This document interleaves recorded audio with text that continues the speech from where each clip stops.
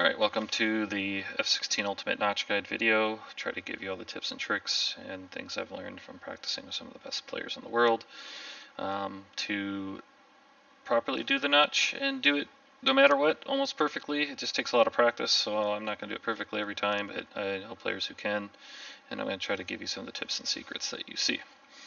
Alright, first thing we need to do is just go over some controls, some basic controls that everyone who's flying the Viper should know, but you can take these basics and apply them to a lot of different aircraft that you're going to learn in this video. So we need TMS, left, right. All your display management switches can help.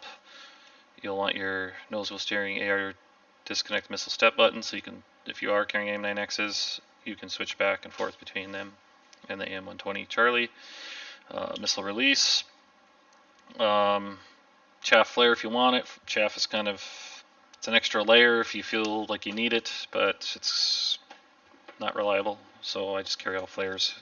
It's kind of about flare economy at this point in the game with the way notching works. It's broken.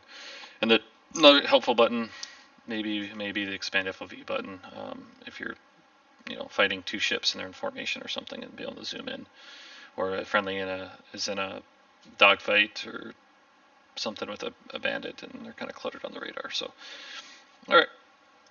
So let's just talk about the scenario real quick now. I mean, over the keys.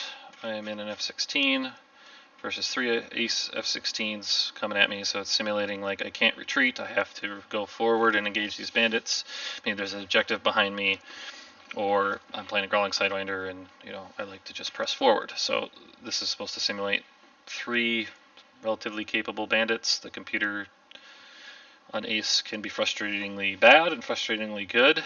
Sometimes they dodge missiles that are just like impossible to dodge, and they're not even dodging them. They just do some crazy maneuver and pull some crazy G's, and I'm sure if you have TAC view, we've all seen it. But either way, the goal here is not to retreat or run cold. Obviously, notching isn't always the only defensive option. If I'm in, the abort range and they fire at me, I can just turn and run, or even just pump or skate and defeat a lot of missiles. So hopefully some of these shots are really close. Missiles even well within 5 or 3 miles are easily defendable if you know how to quickly get into the notch and do it right. So I'm going to try to give you all the tips and tricks here to do it. So let's unpause. Master arm mode on. TMS right long for TWS mode. And we're going to lock this guy up. So let's just get a little bit closer here. Alright, let's pause. Let's go over some HUD symbology in case you don't know. So right now he's, this caret here on the firing cue circle is his aspect to me, so he's straight hot. If I were to shoot right now, the missile would hit him when we're 10 mile separation.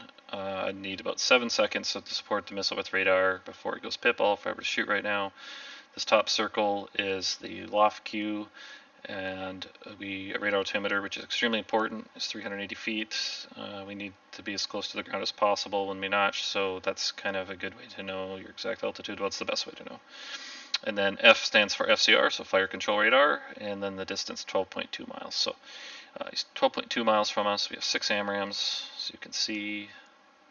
And one behavior with most players and the computer that you should be aware of is once they change aspect, it's a dead giveaway that they probably fired. So with this newest patch though, I can see the smoke trails of the missiles if I'm not zoomed all the way in. So I just visually see the missile come off the rail with a little bit of smoke, which is nice. I think it's a nice change. However, I don't really need to be looking for it, because generally when somebody changes aspect, that tells me that they fired. So right now he's hot, so I'm assuming he hasn't fired. Another concept that we need to understand before we get into this is the player that shoots first is generally at a disadvantage. So let's say it's a 1v1 fight. He shoots first, let's say right now 12 miles. That missile has a very low probability of hitting me. It's going to be very easy to defend. And now he's 1 missile less than I'm carrying if I don't fire. Second, it makes me defend first. The player who normally defends first actually has the advantage, because that means if I defend first, I can defeat the missile first, and then I can re-engage him quicker. So as long as I kind of give him something to defend after he gives me something to defend, I'm almost always going to recommit first, and the idea is the person who can continually recommit first is going to slowly gain advantage. And you know, at the highest level of DCS, it's not about necessarily killing the bandit with your Fox 3, it's about killing him with the Fox 2 or the gun, and so you're just trying to continually gain position into the merge. Alright, so we're just fighting for position into the merge. Now, against the AI, that's rarely happens when I run this training scenario. They just die to a missile or two, so that's that. But against real players, it's just to burn through their missiles to gain advantage into the merge. Alright, so his aspect just changed, so I'm guessing he fired. Let's pause. I can see the smoke trail, and maybe on the video you can see it's right here. The missile's lofting, and he's moving left. So I have a few decisions I have to make now. When I decide to shoot, so he shot at about 11 miles. A little far, so we're going to just fly straight, or we can then offset for a while, and then shoot, and then notch in either direction. So if I go left and I turn with him, that means when we recommit, our distances are going to be much closer, and so we have to kind of be wary of that. If I go to the right in this scenario, then our engagement distances will be farther. Now, if I'm looking at terrain, nothing there, and I have a mountain. You know, so maybe to the right would be ideal. For the example, we'll go right, not because the mountain's here. It does help us defeat the missile. We can drive the missile into the mountain. However, it's more or less just because I want to keep the engagement distance for this example and tutorial a little bit farther, at least on the first bandit. So, let's get into it. On pause. So his missile went pipple. We're going to pitch. We got some time. Fox 3, 9 miles. Alright, so I fired at about 9 miles. The missile's pipple because it has a T. And one thing that we want to do now is use this indicator to kind of help us find the notch as we use our altitude to use the vertical to turn quicker into the notch, I guess is one way to look at it. So that's what we're doing. Plus we lofted the missile. But we're going to turn till this is about F-70 to F-110. It depends on the aspect of him when I decided to finally defend.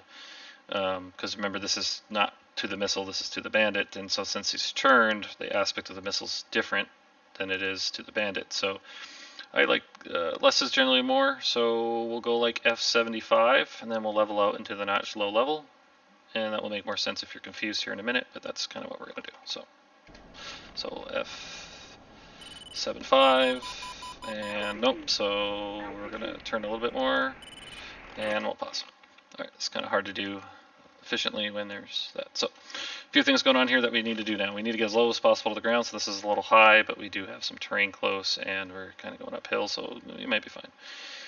Now, we can either roll or kick our rudder pedals to move the M perfectly in our 9 line. So right now I should be perfectly in the notch because it's perfectly centered on here. So this missile should not be seeing me because I am lower than the missile. I'm using terrain, and I can actually see the missile actually right there, and the bandit is right there. So once we know that we're safe, we want to visually see when we defeat the missile so we can turn in right away, and we want to know where the bandit is, because what we're going to do is if this missile of ours doesn't kill him, we are going to go to dogfight mode, use the helmet mounted sight, and do a high offsight bore shot, and then move right back into the notch. Whether he shot or not, we are going to do it, and then if we're within Fox 2 range, we are going to drop flares every time. So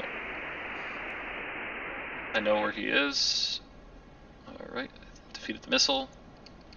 I know that because the mountain masked me from the missile. Alright, I just shoot Fox 3, same thing. And we're going to finalize the notch. That was about a 5-mile shot. And we defeated the missile into the ground, and we splashed the first bandit. Alright. So we're going to turn into the next bandit. He shot. We're going to lock him up, give him something to defend. 8 miles. Same thing. We're outright.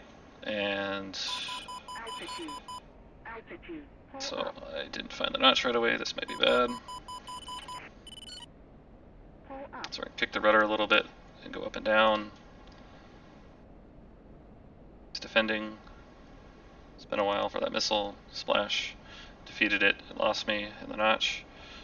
And now we have the last guy here. Same thing. I know that happened quick, so you're going to have to watch the video a couple times. Alright, he shot, he changed his aspect, and I see the smoke. He's 10 miles, we're going to wait for him to get a little bit closer. Fox 3, 9 miles, still kind of far, but the computer shoots really early, and once again, alright, I'm just fine-tuning it by looking at the RWR, and I'm getting as low as possible off the deck, and now I'm going to kick my rudder to the right a little bit, and I defeat the missile, hit the ground right there. Visually see the bandit, so dogfight mode, TMS up, I know where he is, I want to kind of, and splash. So the missile did kill him. So ideally I would just re-engage, shoot, and kill him. So anyways, that is the notch tutorial and how to do it. I hope you learned something, rewatched the video. I feel like I explained everything that I'm seeing and doing as I'm doing it. And you know, practice makes you better at things, and you know, you're not going to get it right the first few times. Next video I'll do is how to do it in the flanker effectively. But the radar memory on the Viper is what really helps us there. If you kind of notice that radar memory is what gives us the F-80 or F-90, because we lose them when we're beyond that 60-degree radar gimbal, and it's still giving us that information for a few seconds longer after they're out of the radar gimbal. That's the radar memory, and that's probably the strongest tool that we can use to identify, you know, how to quickly get into the notch. And that's so important when you're within, you know, 3 or 4 miles exchanging missiles, and those missiles are easily defeatable if you practice. So anyways, thanks for watching. I hope the video helped.